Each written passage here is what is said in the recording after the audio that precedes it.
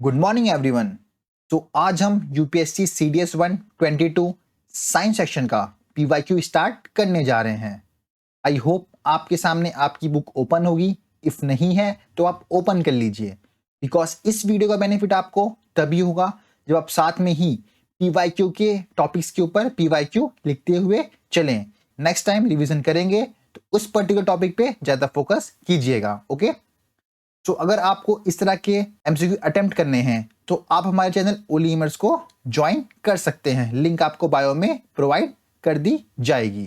Okay, तो मेरा first question है, what is the current sequence of resistivity of silver, nichrome and glass at room temperature.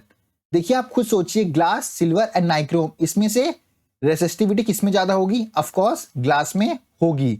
तो आपका B and C eliminate हो गया, क्या बचा? A and D.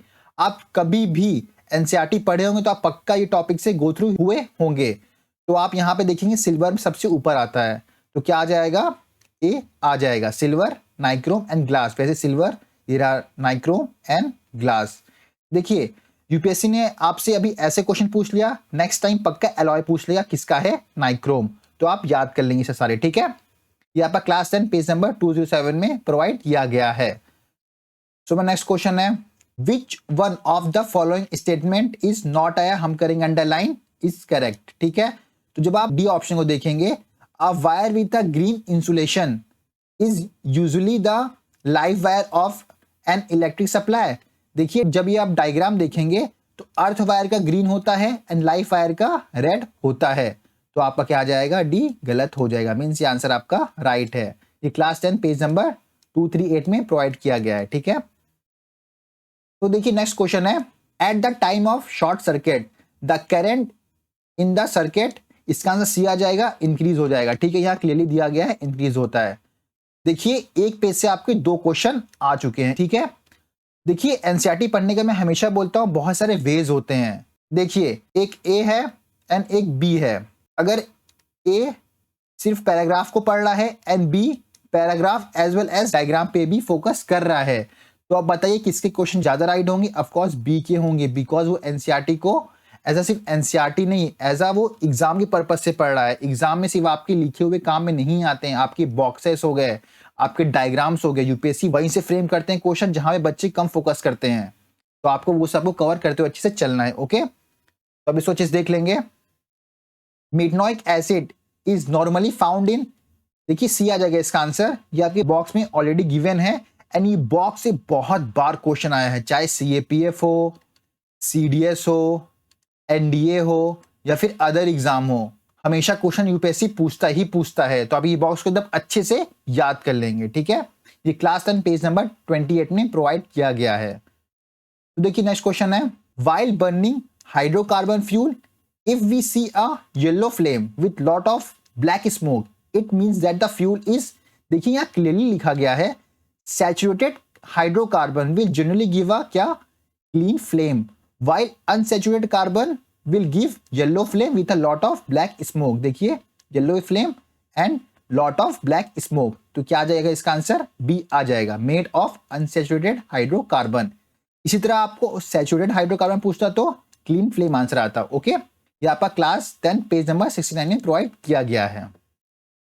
तो हम नेक्स्ट क्वेश्चन मूव करते हैं, the number of saturated and unsaturated bonds in cyclohexane are. देखिए, जब आप साइक्लोहेक्सेन का डायग्राम देखेंगे तो उससे पहले देखिए, जो सैचुरेट होते हैं ना, इसमें सिंगल बॉन्ड्स होते हैं एंड अनसैचुरेटेड में मोर देन 2 बॉन्ड्स होते हैं। तो यहां देखिए सब में सिंगल सिंगल बॉन्ड्स है, देखिए ये भी सिंगल है, ये भी सिंगल है, ये भी सिंगल है। तो इसमें क्या होंगे? सिंगल बॉन्ड्स होंगे, यहां कहीं भी डबल बॉन्ड्स नहीं है। तो आपका बी एंड डी तो होगा नहीं। अब यहां सिंगल जब आप बॉन्ड्स को पढ़ेंगे एक एक को, तो आप टोटल 18 मिलेंगे। तो क्या आ जाएगा? 18 एंड 0, इसका आंसर सी आ जाएगा। इसी के नीचे पता है एक और किसी का डायग्राम था, आई डोंट रिमेंबर, तो आप उसको भी देख लेंगे, क्या पता सीएपीएफ एग्जाम में आ जाए। ये क्लास 10 पेज नंबर 65 में प्रोवाइड किया गया है। ठीक है, तो नेक्स्ट क्वेश्चन है, which of the following statement is true when non-metal are dissolved in water। देखिए यहाँ क्लियरली मेंशन किया गया है, most non-metal produce acidic oxide when dissolved in water। तो क्या आ जाएगा? B acidic oxide. देखिए सारे जो question as it is book में गिवन होते हैं ना, ये सब आपकी गलती से भी गलत नहीं होने चाहिए हैं, ठीक है। ये क्लास 10 पेज नंबर 40 में आपको प्रोवाइड किया गया है। देखिए नेक्स्ट क्वेश्चन है, suppose due to an accident the delicate lining of mouth and the esophagus of a person is injured. In this case, which of the following tissue will affect? यहां आपको clearly mention किया गया, esophagus and lining of mouth are covered with squamous epithelium, तो इसका answer C आ जाएगा। इसी तरह आप स्मूथ एंड क्यूबॉइडल का भी देख लेंगे एंड D1 का भी देख लेंगे। देखिए बहुत ज्यादा इंपॉर्टेंट है, ये क्लास 9 पेज नंबर 74 में प्रोवाइड किया गया है। तो नेक्स्ट क्वेश्चन है, the twinkling of star is due to. देखिए क्वेश्चन सारे एग्जाम में पूछे गए हैं, शायद ISF, CAPF, CDS सब में पूछे गए, आई थिंक सो। वैसे इसका आंसर क्या जाएगा, इसका आंसर बी आएगा, रिफ्रैक्शन। ये रहा, ठीक है। तो अब इसको देख लेंगे, क्लास 10 पेज नंबर 194 में प्रोवाइड किया गया है। तो नेक्स्ट क्वेश्चन है, which one of the following statement about biogas is not, आए हम करेंगे अंडरलाइन, करेक्ट। देखिए biogas is an fuel as it contains up to 75% methane. It burn without, देखिए without smoke, leave no residue like as in wood, charcoal and coal burning। देखिए it is mainly composed of methane gas, right हो जाएगा। It burn without smoke, leaves no residue, ये भी right हो जाएगा। And 37 जब आप ये पढ़ेंगे तो ये भी आपका राइट है। तो क्या आ जाएगा आपका आंसर, बी आ जाएगा, मीन्स ये नॉट करेक्ट है। It is non renewable resource of energy. आप खुद सोचिए ना, बायोगैस रिन्यूएबल है कि non renewable, of course renewable है, ये वापस बन सकता है। तो वैसे class 10 page number 247, I know mostly बच्चे ये चैप्टर को स्किप करते हैं, लेकिन हमें नहीं करना है, बहुत सारी इंपॉर्टेंट चीजें यहाँ मेंशन की गई है, तो आप पढ़ लेंगे, ठीक है। सो हमारा नेक्स्ट क्वेश्चन है, which of the following mineral acid is found in human stomach. देखिए तो बहुत बार आया हुआ है क्वेश्चन, ए आ जाएगा हाइड्रोक्लोरिक एसिड, HCl। देखिए क्लियरली दिया गया, स्टमक में क्या होता है प्रोड्यूस, हाइड्रोक्लोरिक एसिड होते हैं। एंड अगर हाइड्रोक्लोरिक एसिड ज्यादा हो जाता है हमारे पेट में, तब हम क्या लेते हैं, मिल्क ऑफ मैग्नीशियम लेते हैं। And remember that milk of magnesium क्या, एक माइल्ड बेस है, PYQ है आपका, ठीक है। जब क्लास 10 पेज नंबर 27 में प्रोवाइड किया गया, तो आप देख लेंगे, ठीक है। तो नेक्स्ट क्वेश्चन है, which one of the following living organism give litmus. ये हो जाएगा सी, लाइकेन। यहाँ क्लियरली दिया गया आपको। देखिए मैं बोलता हूँ डू यू नो वाले बॉक्स बहुत ही इंपॉर्टेंट, हर साल आप 2 क्वेश्चन आप एक्सपेक्ट कर सकते हो यूपीएससी से कि आपको बॉक्स से पूछ ही लेगा। Litmus solution is a purple dye which is extracted from lichen, ठीक है। तो नेक्स्ट क्वेश्चन है, yeast which is used to make bread belongs to the group. इसका क्या आ जाएगा आंसर, बी, फंगी। देखिए ईस्ट हो गया, मॉल्ट हो गया, मशरूम हो गया, किसके एग्जाम्पल हैं, फंगी के हैं। तो आप इसको अच्छे से देख लेंगे, क्लास 9 पेज नंबर 84 में प्रोवाइड किया गया है। तो नेक्स्ट क्वेश्चन है, plant prepare glucose in the process of, इसका आंसर बी, फोटोसिंथेसिस। बहुत इजी क्वेश्चन है, तो ये आपका गलत नहीं होना चाहिए, ठीक है। तो नेक्स्ट क्वेश्चन है, match list 1 with list second, select the correct answer using the code given below the list, ठीक है। देखिए ये जो क्वेश्चन है ना, मोस्टली हार्ट टॉपिक से रिलेट है, आर्टरीज एंड वेन्स हो गए, हार्ट के फंक्शंस हो गए, ये मैंने बहुत अच्छे से एक्सप्लेन किया गया है, लाइन बाय लाइन एक्सप्लेन किया हूँ, ठीक है। तो आप हमारे प्लेलिस्ट में आवर पंप टॉपिक को लेंगे, तो आप ये इजीली क्वेश्चन को सॉल्व कर पाएंगे। एंड इजीली क्या, बहुत सारे क्वेश्चन जितने भी हार्ट के रिलेटेड हैं, आर्टरीज एंड वेन्स के हो गए, वो सारे आप इस पर्टिकुलर वीडियो देखने के बाद आप इजीली सॉल्व कर पाएंगे। वैसे इसका आंसर ए आ जाएगा। एंड इस वीडियो का लिंक मैं आप इस वीडियो के बायो में प्रोवाइड कर दूंगा, ठीक है। नेक्स्ट क्वेश्चन है, hyphae are the thread like structure that develop on the bread about the hyphae of the bread, ठीक है। तो इसका क्या आ जाएगा, thin thread like form by fungi, ठीक है। इसका ये क्लास 10 पेज नंबर 13 में आपको प्रोवाइड किया गया है। तो नेक्स्ट क्वेश्चन है, which of the following is the main reason of acid rain. देखिए इसका आंसर ए आ जाएगा, क्लियरली मेंशन किया गया है, नाइट्रोजन एंड सल्फर। ये आपका क्लास 9 पेज नंबर 192 में प्रोवाइड किया गया है, तो आप देख लेंगे, ठीक है। नेक्स्ट क्वेश्चन है हमारा, a convex lens has a focal length of 15 centimetre, at what distance should an object be place in front of lens to get a real image of a same side of object. देखिए इसके लिए एक formula है, R = 2F। F किसको denote करता है, focal length को denote करता है। 2 इंटू हमारा फोकल लेंथ कितना है, 15 सेंटीमीटर है, तो क्या आ जाएगा इसका आंसर आपका 30 सेंटीमीटर आ जाएगा। तो इसका आंसर सी आ जाएगा। वैसे आप इसको पता है position of an object, position of image, जब आप समझेंगे सबको तो आप इसके थ्रू आप इजिली सॉल्व कर पाएंगे क्वेश्चन को, तो फिर भी इसका आंसर आपको सी मिलेगा। ये क्लास 10th में आपको लाइट चैप्टर में प्रोवाइड किया गया है। देखिए बहुत इंपॉर्टेंट चैप्टर है, हर साल यूपीएससी क्वेश्चन फ्रेम करता है एंड यही सब बॉक्सेस से फ्रेम करता है, तो आप इसको अच्छे समझ लेंगे। मैं ये सजेशन नहीं दूंगा, आप रटो इसको, आप इसको समझो, ठीक है। तो नेक्स्ट क्वेश्चन है, an object wait 9n on the surface of the earth, what should be its weight when measured on surface of planet where the acceleration due to gravity is 9 times that on surface of the earth। देखिए इसके एक formula है W = m × g, ठीक है। तो आप जब इसको कॉन्सेप्ट को समझेंगे, जब आप इसको सॉल्व करेंगे तो आपको इसका आंसर क्या मिलेगा, C, the weight would become 9 times, जब क्लास 9 पेज नंबर 137 में प्रोवाइड किया गया है। नेक्स्ट क्वेश्चन है, which of the following statement is correct about the cell membrane. देखिए the flexibility of the cell membrane also enable to the cell to engulfs in food and other material from its external material. देखिए इसका answer C आ जाएगा, it is flexible and enable to the cell to engulfs many material, जब वो class 9 page number 60 में provide किया गया है। सो नेक्स्ट क्वेश्चन है, what is the number of mole of helium in 104 gram of helium gas. देखिए UPSC ने statement को एज इट इज एग्जाम्पल से उठाया गया है, calculate the number of mole for the following, बस 52 को क्या कर दिया इसने 104 ग्राम कर दिया गया ऑफ हीलियम, ठीक है। देखिए फाइंड करने के लिए आपके पास गिवन मास भी है एंड मोलर मास आपको पता होना चाहिए, ठीक है। तो गिवन मास कितना है 104 है एंड मोलर मास हीलियम में कितना है 4 है। जब आप इसको डिवाइड करेंगे तो आपका आंसर कितना आएगा 26 आ जाएगा। इसका आंसर आपका बी है, क्लास 9 पेज नंबर 41 में प्रोवाइड किया गया है। देखिए आपको इतने भी इजी एग्जाम्पल है ना, इसको आपको मिस नहीं करने हैं, वो आपको सॉल्व करना ही करना है, ठीक है। नेक्स्ट क्वेश्चन है, which one of the following is not, हम करेंगे underline, an example of oxidation reaction. देखिए फर्स्ट ऑप्शन क्या बोल रहा है, the taste of butter change if the left for a longer period. आप खुद सोचिए ना, कोई भी चीज को हम लोग छोड़ते लॉन्ग पीरियड तक मोस्ट ऑफ उसका टेस्ट चेंज हो जाता है, तो ऑफकोर्स बटर का भी होता है।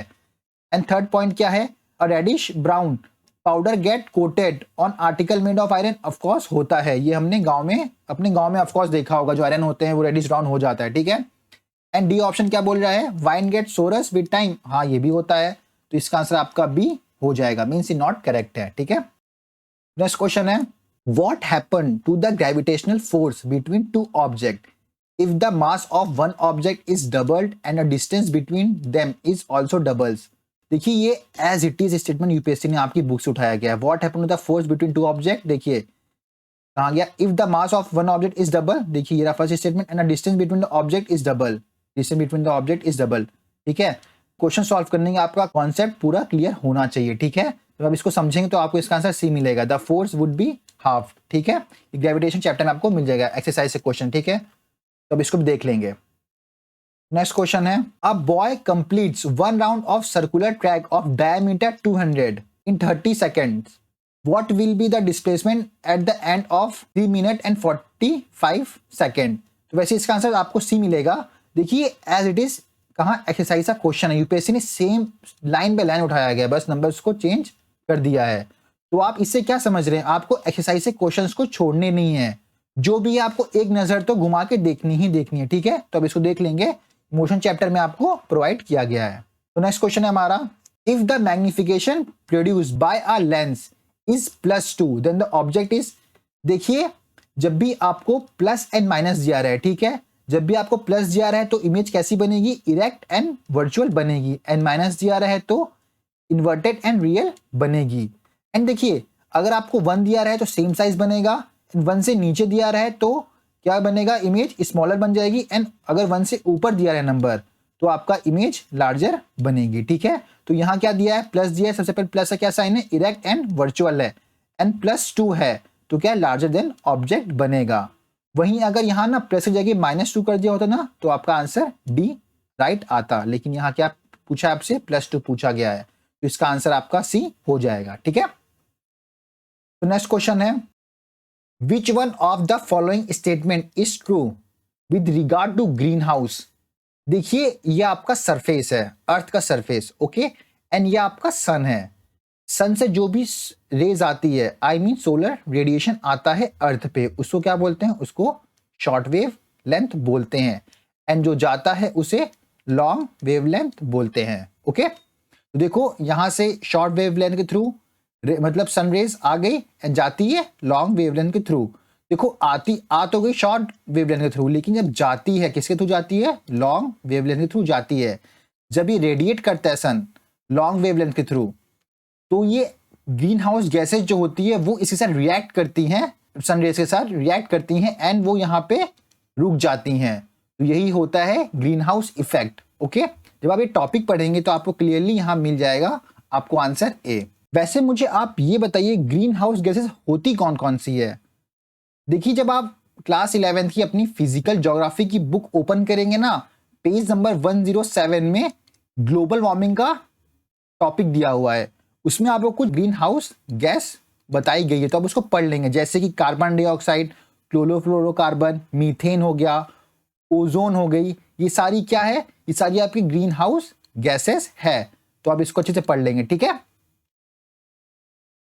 तो नेक्स्ट क्वेश्चन है हमारा, the number of moles of oxygen gas use in complete combustion of 1 mole of glucose is. देखिए, ये क्वेश्चन में आपको ये पूछ रहा है एक मोल को कंप्लीट कंबक्शन मतलब पूरा जलाने में कितनी ऑक्सीजन गैस की रिक्वायरमेंट होती है।